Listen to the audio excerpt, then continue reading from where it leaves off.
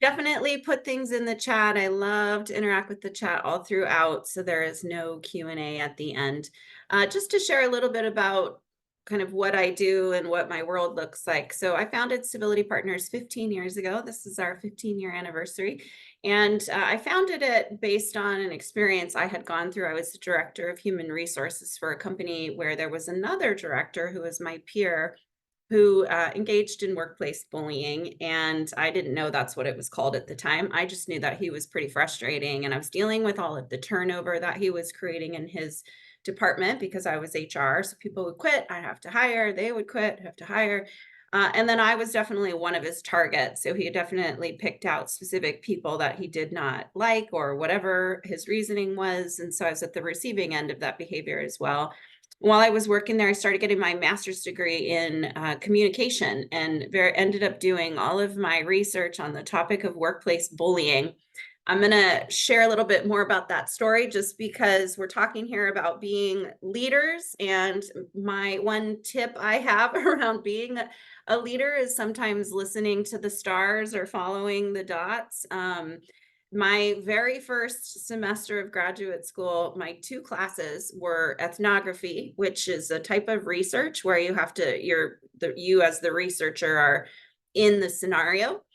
So work was the obvious place that I was going to be focusing on for my ethnography paper. And then the other class was called the dark side of communication. And that class was all about the dark things that happen in interpersonal communication. So stalking, domestic violence, sibling rivalry, those were the different units that we were covering. And of course, I also had to write a paper for that class on something dark in human communication. And so I'm like, well, I could write about this guy and I could write about this guy at work for both classes. And that way I could, have my research just be one round of research instead of two different topics. And just became fascinated with what I was reading. And that's when I came across the phrase workplace bullying. And I don't know that I would have gone down this path if obviously A, it hadn't been for the bully, and B, if I hadn't had those two classes that same semester where I wanted to find a topic for both the classes. So Steve Jobs there's a commencement speech online for Stanford University, and he talks about following the dots and that they do connect over time. And that really resonates with me. So here we are. Civility Partners does workplace surveys. We do action plans once we have that data. Certainly lots of training programs around things like psychological safety and inclusivity and addressing bullying. And I also specialize in executive coaching only for leaders who bully. So I don't coach normal leaders, as I joke. And as you pointed out, Caroline, thank you. I've served a huge array of clients and have had the pleasure of speaking in a lot of cool places. And one of the things also is when I started Civility Partners 15 years ago, workplace bullying was not a word or a phrase that people were using. And I got a lot of, you can't start a business around bullying. What's wrong with you? That's not a thing. And I'm like, yes, it is. I've seen the research. Leave me alone. And so pretty much everybody said, no, don't do that. Actually, not pretty much, literally everybody said, no, don't do that. You should have a company around leadership or communication skills, but you can't do workplace bullying. And I stuck to my guns, and thank goodness for one woman that I met who was a mentor, and she got it. And she was like, I see where you're going with this. And she actually is the one who came up with the name Civility Partners. And so I would have kept going even without her, but she definitely played a pivotal role in where I am today. So let's jump into just kind of talking about leadership in the workplace. What is think of some favorite bosses you've had along the way. What made them so great? And go ahead and type in the chat. What are some good qualities we've come across in leaders?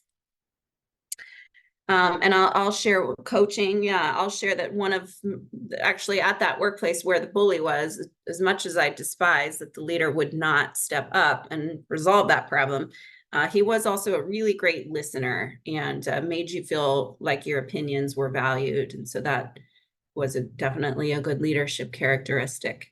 Approachable, willing to coach and direct, vulnerable, transparent, clear communication. encourage her to succeed. Yeah. I like the word vulnerable, Beth. I talk a lot about that too, that leaders need to be vulnerable if we want people to be their whole selves. If we want people to succeed, they have to be able to be vulnerable sometimes and say, for example, I can't succeed today. I'm going through a lot. And you want people to be telling you about these things. Encouraged growth and directed me to new tasks to grow. Yeah, so that that ongoing focus on your growth. Yeah, creating opportunities for you, empathetic for sure. So just some kind of factoids here that 90% of HR leaders believe a human touch of leadership is crucial to company success, but only 29% of employees recognize their employer as a human leader. So we have a lot of work to do in the workplace. 75% of job resignations are related to direct supervisors or superiors. And I'm sure we've all heard that. People don't quit their job, they quit their manager. And then Simon Sinek's got a great quote that leadership's not about being in charge. It's about taking care of the people in your charge. So I love that, that quote. So something for us to be thinking about.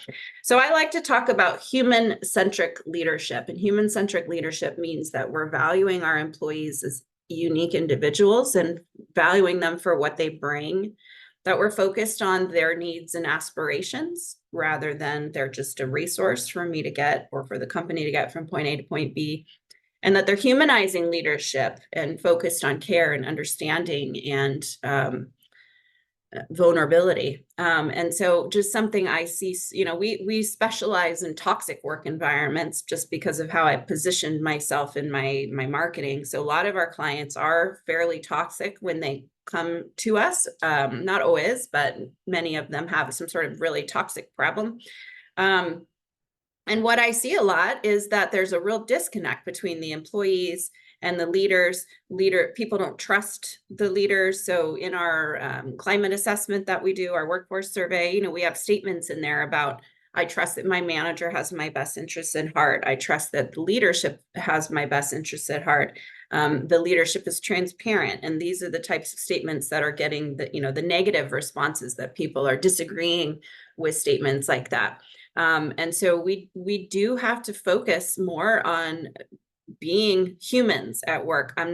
It's like we still have such a long way to go from the Industrial Revolution, where people were literally cogs in a wheel and, they were working 20 hours a day, and we had child labor, all of that stuff. I mean, we've obviously come a long way, but we still have such a long way to go. And as I'm sure you all know, COVID changed that a little bit in that we're doing things like this, and you can see into my hotel room, or over COVID, we could see into people's homes and their kids maybe showed up, or their cats or their dogs. And so we did become a little more human. And so that was a really amazing silver lining, but we still have a long way to go around being humans at work. So what does this look like on a daily basis? So I'd love to hear from you. Can you think of, when we talk about this phrase, human-centric leadership, tell me more. So you've given me some ideas of that with that first question around the boss that had some good qualities. What do you think of when you think of a phrase, human-centric leadership? What else? Or maybe you can think of an example from a boss being very human-centric, or from your own leadership where you really had the opportunity to be a very human leader. So I'd love to hear some examples. I'll start while you're typing and thinking. So, not that I'm a perfect leader, but I obviously try to walk the walk in my own organization. And for example, Rebecca, who's been with me for 7 years now, when she was in college, I remember coming to the office one day, and her desk was kind of right when you open the office door. There she is. And you're looking right at her, and she was just in tears. And I'm like, what's going on? She's like, I made a big mistake and I'm really worried about it. And oh my gosh. And on top of that, I have my finals and I'm just so stressed out. And she was just having a meltdown. And I'm like, well, let's talk about the mistake. It's fine. We'll figure it out. And just lots of tolerance for that. Obviously, she cared that she had made a mistake. So it would not have been in good interest of the company or for her or me to, yell at her, which is what I see a lot with the bullying bosses. And so it's like, why don't you just go home? You have finals. Maybe that's part of why you had a mistake. You're just go home, climb in bed, get some rest, study for your finals. Because her being there wasn't helpful, right? She wasn't going to be productive anyway. So it's like, let's just be humans in this moment and show some empathy. Go home. It's fine. And she's been with me for 7 years. Let's see, taking into account teammates being in different time zones. Yeah, being understanding or flexible, taking a holistic approach to leadership. Yeah, what else is going on? It's not just about the work or the mistake. So if we're focused on being human-centric, right, then we're focused on our communication style. So for example, the bullies that I coach, they are not human-centric. Obviously, they're very focused on results. That's it's like humans are definitely secondary. We're just trying to get to the results.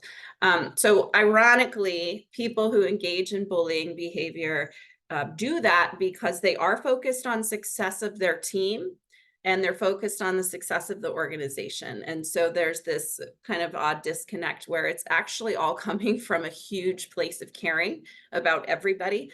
But they've lost their communication style, right? So they're communicating with yelling and shaming people in public and calling out mistakes in ways that are not okay. Certainly human-centered leadership is building trust. And my team and I are all pretty open with each other. I'm going through a nasty divorce. Not that I'm like telling them all the ins and outs of the divorce all the time, but they're aware. I had a rough scenario a couple of weeks ago, and I did just kind of close down. It was like, I need to step away. And so they trust me because I do things like that, and I trust them. And if they say on their side, I'm having something going on, I need to step away from work. Okay, go and do that. So we really live well-being at Civility Partners.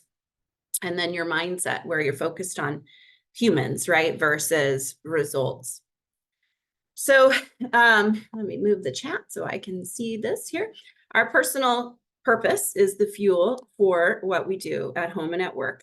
Figuring out your work purpose means matching your values, skills, and passions with what your company wants to achieve. So I'm curious, when you think about your workplace, does your personal purpose match with what the organization wants you to achieve? And if you're your own business, then let's hope so. Let's hope you're passionate about it.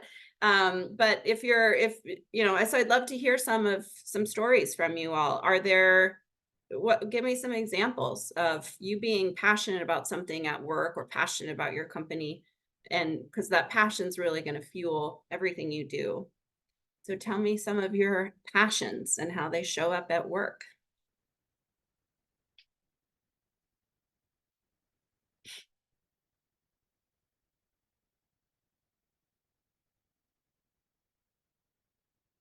Oh, no. Okay, we need to do a whole different session on finding your passion at work then. I can I can share. Thank you. I'm thinking about a previous job that I had where this foundation was working with college students to place them into internships, Mhm. and they were working with a specific community. So students of color and students who identified with the LGBTQIA plus communities. So they were helping them place them into internships. And so I, just from my own personal experiences, graduating from college and trying to get into the world of work and just being there to assist them to get them into those opportunities was very rewarding. So Yeah. I will say that, I guess, being in there, I don't know what the value connection is. I guess it's the support system that I wish I had, or but that felt aligned to me, to my values, because it was helping others, and helping them achieve their goals. Yeah. Thank you. I love that. Thank you. Let's see. Glenda says passions are helping and teaching. I'm a mental health counselor and a counselor educator. Yes. So you're in it all the time, living your passion, being a helper to others, less experienced members on the team. Yeah.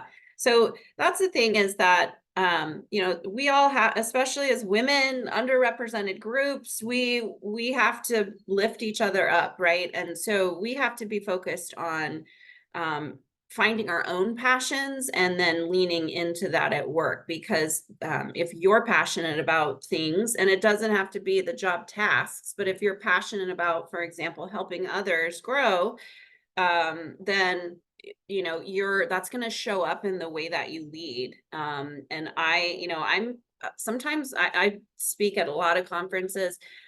Sometimes I get teary-eyed on stage just because I'm so passionate about things, and I often end my speeches to HR is usually who I'm talking to around. I have this statement where I say that it's an employer's moral and ethical responsibility to build organizational cultures where people can thrive. Because if they're not building that, there's a domino effect because people who go to work where they hate their job or they hate their manager, there's a bully or it's exclusive there, that shows up in their community, right? Because if I feel that way at work, I'm going to come home and it's going to show up in how I interact with my kids and my family, and then that's going to show up in how they act at school. And so there's a real community responsibility and domino effect around our work environments. And often when because I really believe that. So everything I do, I'm so passionate about, and I feel so lucky to have found something that I am passionate about because I've been there and I've lived it. I'm a sustainability manager, so I get to nudge folks to think about ways we do our work more sustainably. Yeah, and how they can be more sustainable in their private lives as well. Love that.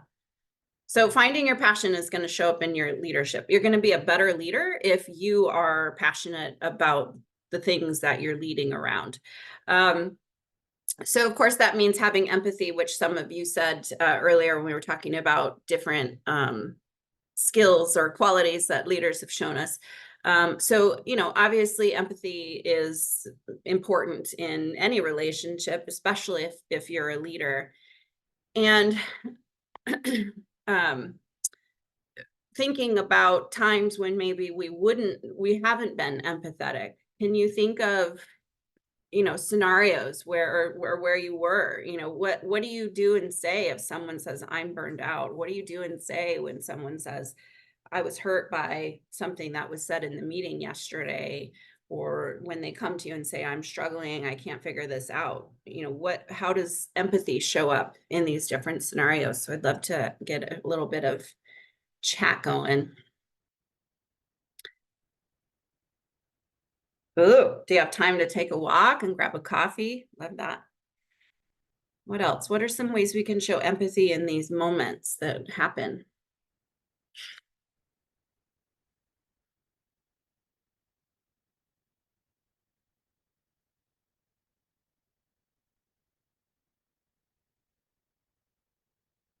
All right, Kathy led the charge.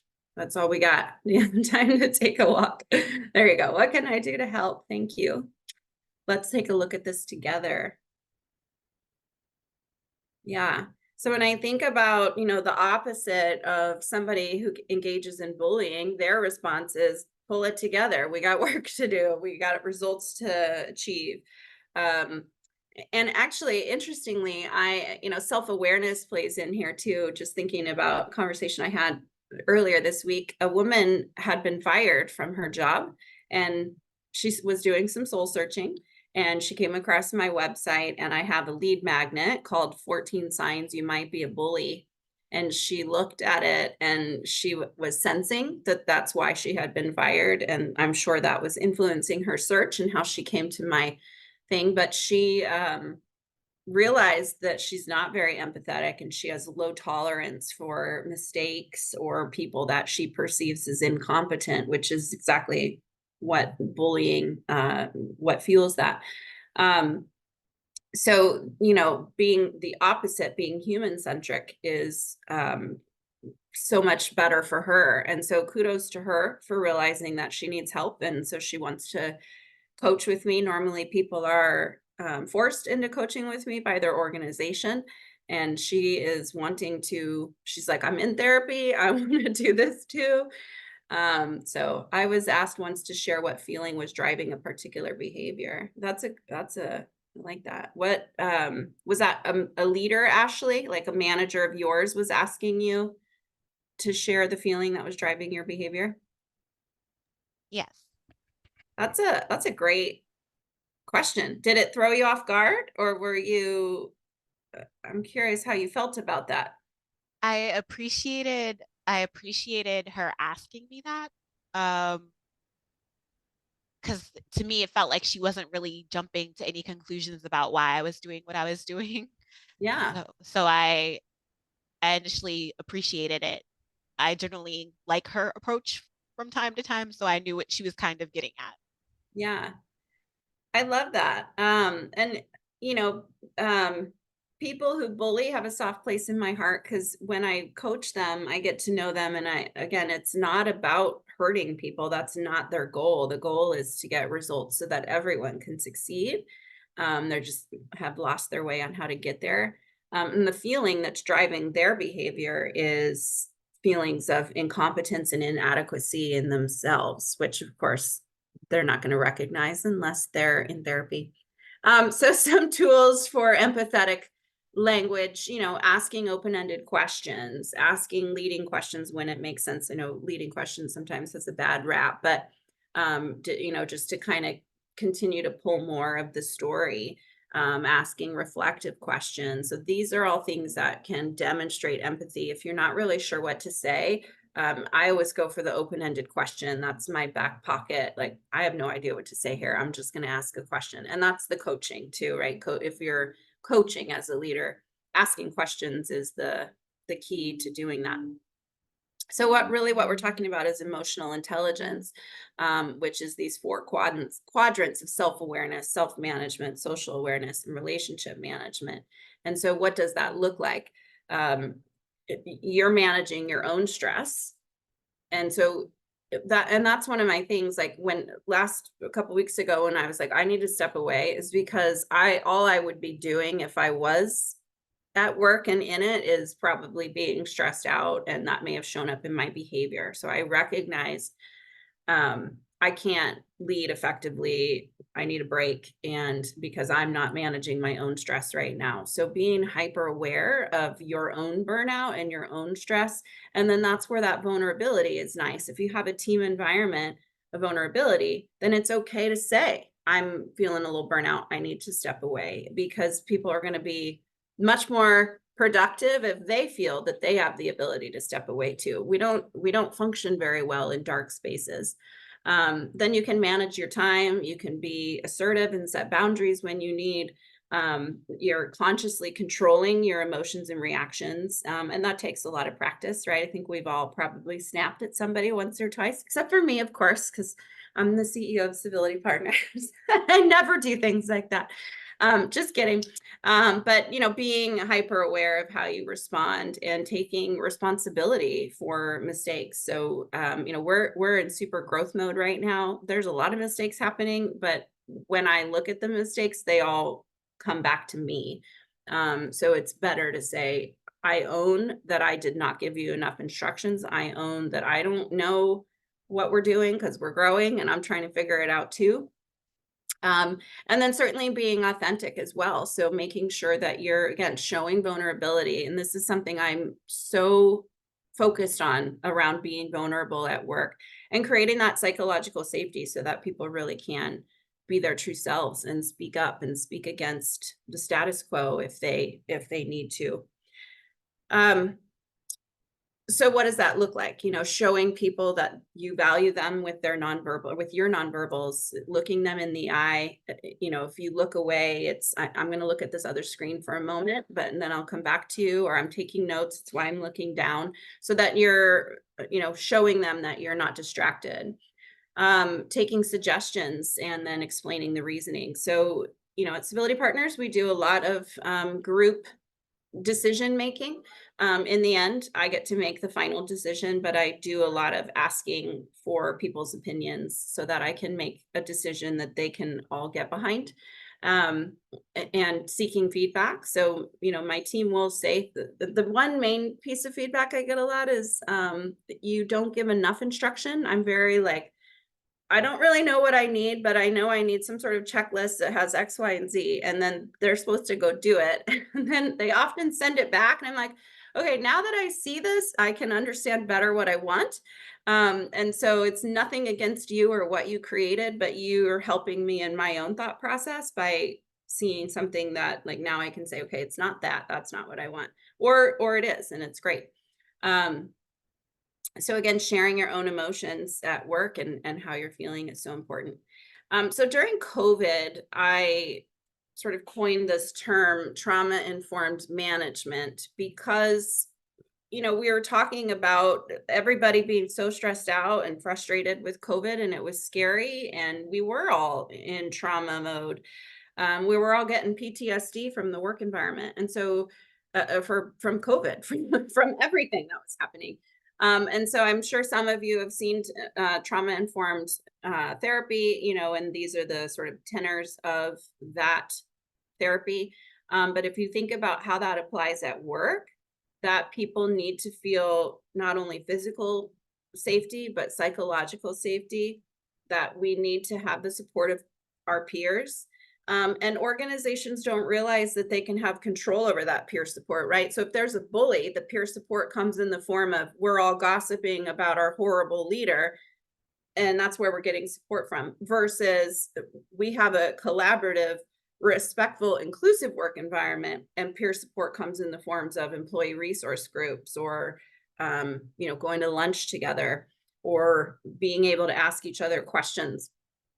So this whole idea of trauma informed management, using these same tenors when you're managing or leading, giving employees the opportunity to be empowered and make their own decisions and do their own things, and showing engaging in behaviors that build trust and transparency so that everybody can trust you as their leader and trust each other.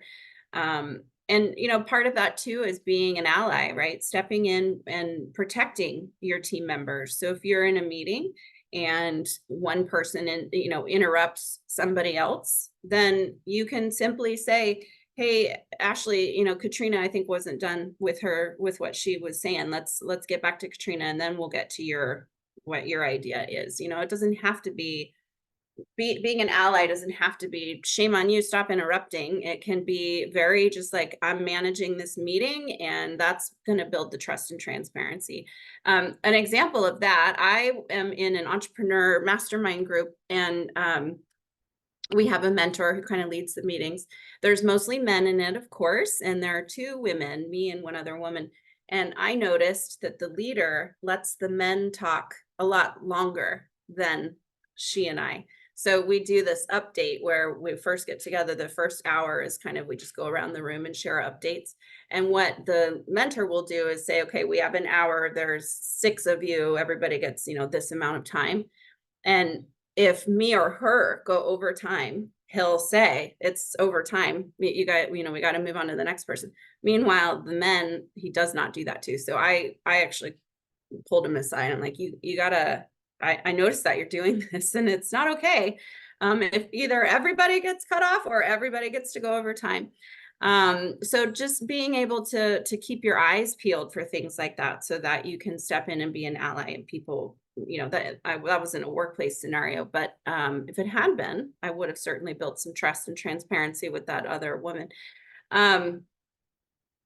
Well, thank you, but it's needed, Kathy, right? He didn't know he was doing that. It's just typical guy stuff, right? Like that was a microaggression or a macroaggression, maybe, that he had no idea he was doing it. And he was very apologetic and, oh my gosh, I'm sorry, I had no idea I was doing that. So thank you, Kathy. But I want us all to be doing that, because that's what human-centric leadership looks like, is standing up for each other. Yeah, we sometimes need others' ears to help us. And then certainly, when we're talking about back to trauma-informed management, the inclusivity that comes with that as well, the demographic considerations. I'm a single mom, so I can't always go to early morning meetings, or, so I'm the CEO in a small business, so it's easy to say, well, Catherine has her kids these mornings and these afternoons, so the schedule's planned around that. But it can be that way for everyone. It doesn't have to be, 9 to 5 all the time for every single person, or 8 to 5. So something to consider, think about, as these tenors of trauma informed therapy. We can be thinking about it in management, especially when there's some sort of trauma happening via COVID or organizational change.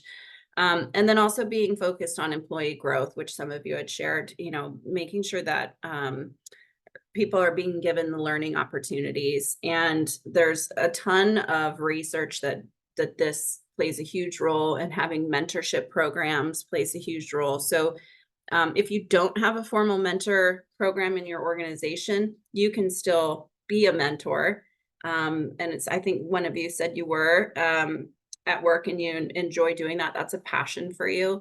But it's super, super important to be mentoring people. And just a lot of research that it brings productivity up. If there's a mentor involved in the onboarding process, you can make people more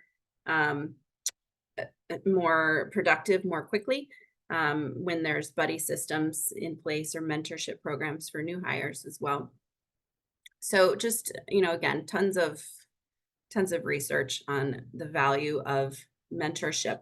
So how do you foster a human-centric leadership in your organization or within your teams? A major one is, recognition and rewards. So really, it's just about being a good human being. And so this is something I see a lot too when I go into organizations. They have some sort of reward system for the core values.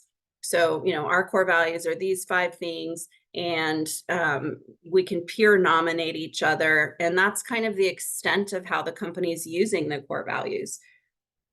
That's not cool, but that's not helpful, because why am I here as civility partners coming into your toxic work environment with this peer reward system? So it's not about that. It's really just about being a good human being.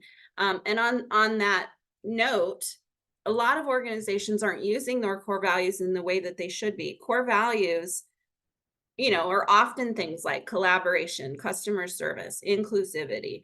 There's a lot of core values that are around human behaviors, innovation, but the organization doesn't actually facilitate the ability for people to live those core values. So to give you an example, I was working with a science lab all last year.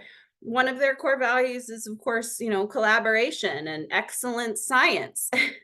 But they're all overworked. They need about 15 more staff members in order to make people feel have more well-being and more work-life balance.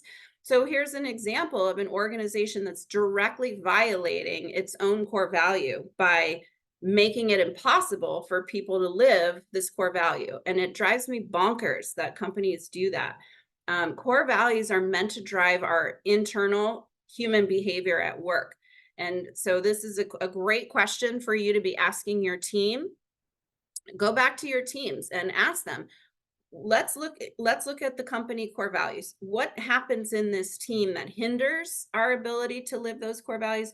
And what happens in this team that facilitates our ability to live these core values? And so I call that whole exercise operationalizing your core values. And it could be anything from, actually, this one process to get some information from point A to point B is too long. If we shorten that process, then we can have a little more work-life balance, because it's a little bit less work. And so you're just constantly looking at the way your team functions.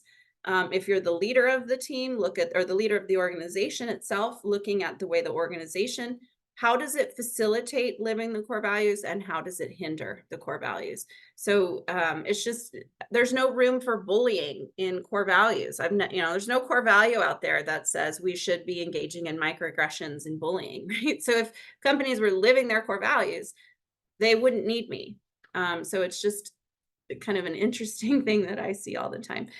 So your rewards and recognition should reflect company core values, but not those peer nomination things drive me bonkers, because they don't mean anything. And it's a nice thing, but they don't mean anything.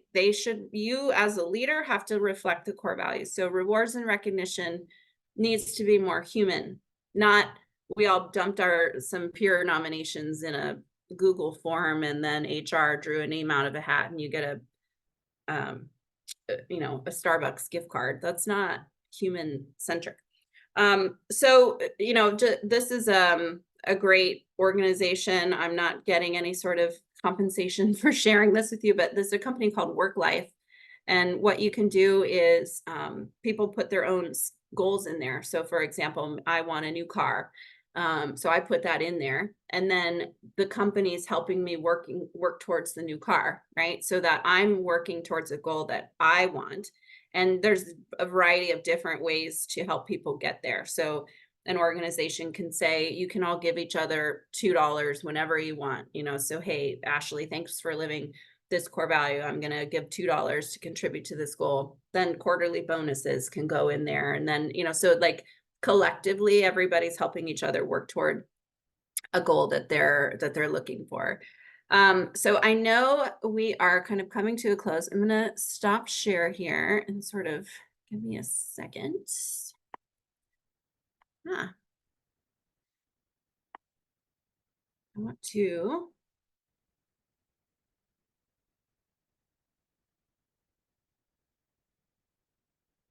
I'm going to share this with you.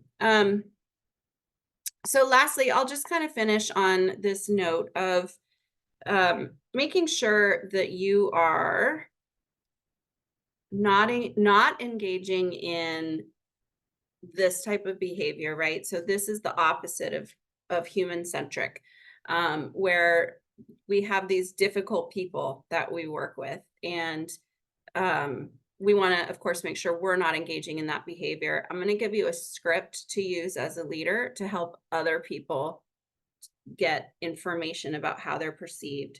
So as a leader, if you were to tell somebody something along these lines, I've been getting some complaints about perceptions with you. I'm hearing that you're coming across, a certain way. What are your thoughts? So you're asking them the question, you're coaching. And generally their thoughts are going to be, nah, I'm not doing that, right? Nobody's like, oh yeah, I'm totally a bully. That's an accurate statement. What they're saying is no way. And so here's the key is to focus on the perception. Well, I'm perceiving your behavior this way. A few other people are perceiving your behavior this way, so that it becomes less about arguing about the facts, and you could say like, I'm not with you 24 hours a day at work. I'm not there all the time, but I can tell you that I'm hearing about this perception of you. And that's the one fact that we have to focus on. I'm not going to argue with you about what happened in the meeting yesterday specifically. I wasn't there, but the perception is that you came across as aggressive or whatever it is. And so let's talk about the perception and we can address it. So that's the key to solving that type of behavior. So if you shoot me an email, we'll send you a couple things. One is measuring and increasing psychological safety on your team. And we'll also send you my ebook around coaching. So if you happen to be working with someone who's a bit of a bully, check out the ebook and get some tips on how to address that. So with that, I don't know if there's time for a question or two, but thank you so much.